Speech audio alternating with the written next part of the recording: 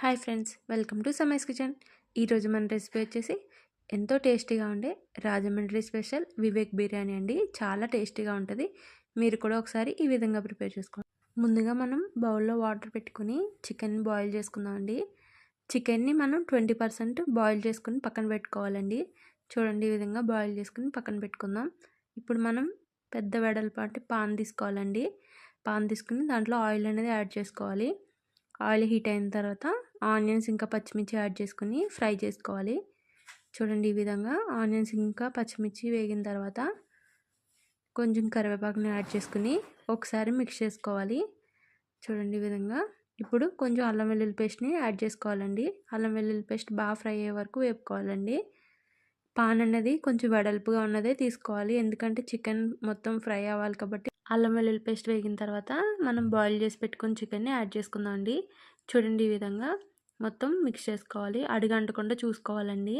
Chicken మొత్తం ఈ విధంగా మొత్తం మిక్స్ చేసుకొని కొంచెం పసుపు కొంచెం ఉప్పు యాడ్ చేసుకోవాలండి. యాడ్ చేసుకుని మిక్స్ చేసుకుంటూ ఉండాలి. అడుగంటకుండా చూసుకోవాలండి. చూడండి, ఈ విధంగా మొత్తం మిక్స్ చేసుకుంటూ ఉండాలి. చికెన్ అనేది బాగా ఫ్రై అయ్యేలా చూసుకోవాలండి.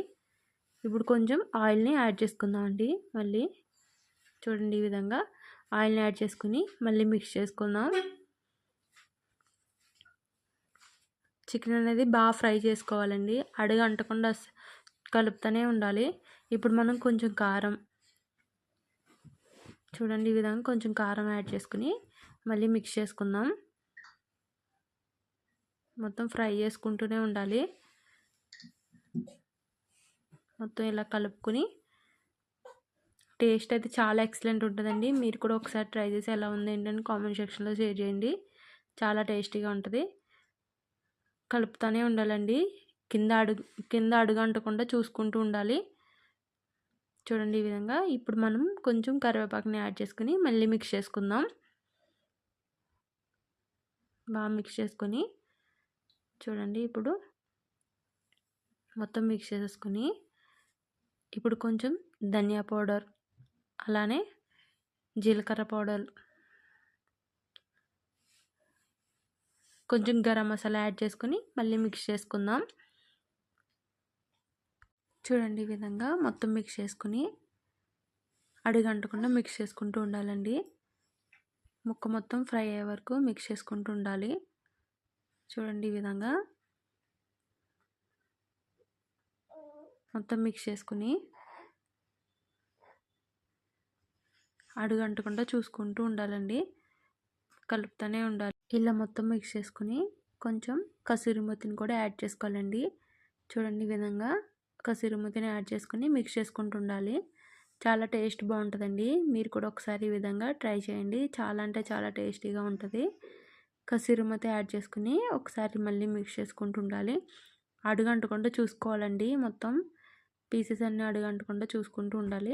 ఇప్పుడు లాస్ట్లో కొంచెం కొత్తిమీర యాడ్ చేసుకుని చూడండి, ఈ విధంగా కొత్తిమీర యాడ్ చేసుకుని మిక్స్ చేసేసుకుని ఒక 2 మినిట్స్ నుంచి స్టవ్ ఆఫ్ చేసుకోవాలండి. అంతే అండి, చికెన్ కర్రీ రెడీ అయిపోయింది. పక్కన పెట్టేసుకుందాం. ఇప్పుడు మనం రైస్ని ప్రిపేర్ చేసేసుకుందాం అండి.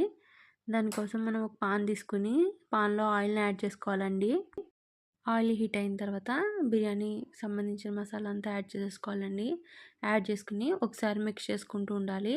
చూడండి, ఈ విధంగా మిక్స్ చేసేసుకొని ఇప్పుడు మనం కొంచెం పచ్చిమిర్చి, అలానే ఆనియన్స్ యాడ్ చేసుకుని చూడండి, ఈ విధంగా ఆనియన్స్ యాడ్ చేసుకుని మిక్స్ చేసుకుంటున్నాం. ఆనియన్స్ ఇంకా పచ్చిమిర్చి వేగిన తర్వాత చూడండి, ఈ విధంగా వేగిన తర్వాత కొంచెం పుదీనాని యాడ్ చేసుకుందామండి. పుదీనాని యాడ్ చేసుకుని బాగా మిక్స్ చేసేసుకుందామండి. మిక్స్ చేసుకుని ఇప్పుడు మనం కొంచెం కొత్తిమీరని కూడా యాడ్ చేసుకుందామండి. కొత్తిమీర యాడ్ చేసుకుని ఒకసారి మిక్స్ చేసేసుకుందామండి. చూడండి, ఈ విధంగా మిక్స్ చేసుకొని ఇప్పుడు మనం కొంచెం అల్లం వెల్లుల్లి పేస్ట్ని కూడా యాడ్ చేసుకుందామండి. చూడండి, ఈ విధంగా అల్లం వెల్లుల్లి పేస్ట్ కూడా యాడ్ చేసుకుని మిక్స్ చేసుకుంటుందామండి. అల్లం వెల్లుల్లి పేస్ట్ బాగా వేగిన తర్వాత ఇప్పుడు కొంచెం పెరుగుని యాడ్ చేసుకుందామండి.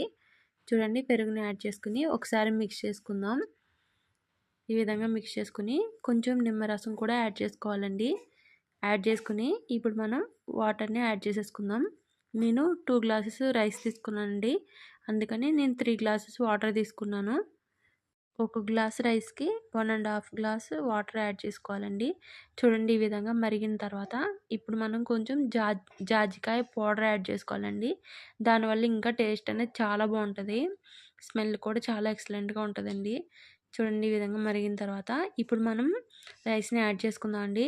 సాల్ట్ అనేది ఆప్షనల్ అండి. మీ ఇష్టం ఉంటే యాడ్ చేసుకోండి. ఎందుకంటే కర్రీలో ఉంటది కాబట్టి మీకు సాల్ట్ అనేది ఆప్షనల్ అండి. ఇప్పుడు రైస్‌ని యాడ్ చేసేసుకొని చూడండి ఈ విధంగా ఒక్కసారి మిక్స్ చేసుకొని మూత పెట్టేసుకుందాం అండి. మూత పెట్టుకొని ఒక 5 మినిట్స్ తర్వాత మూత తీసేద్దామండి. చూడండి ఈ విధంగా మొత్తం రైస్ అనేది ఉడికిపోతది. చాలా అంటే చాలా బాగా వస్తదండి. రాజమండ్రి ఫేమస్ వివేక్ బిర్యానీ అండి. చాలా టేస్టీగా ఉంటది. మీరు కూడా ట్రై చేసి ఎలా ఉంది ఏంటని కామెంట్ సెక్షన్‌లో చేయండి. చాలా అంటే చాలా బావుంటదండి. ఈ కర్రీలో ఏసుకొని తింటే ఈ బిర్యానీ టేస్ట్ అనేది ఇంకా ఎక్సలెంట్ ఉంటదండి. మీరు కూడా ఎలా ఉంది ఏంటని చెప్పండి. ఒక్కసారి ట్రై చేయండి. చాలా టేస్టీగా ఉంటది. చాలా అంటే చాలా బాగా కుదురుతదండి. ఒకసారి ఈ విధంగా ట్రై చేయండి. Thank you for watching my video. Thank you. Please like and share చేయండి.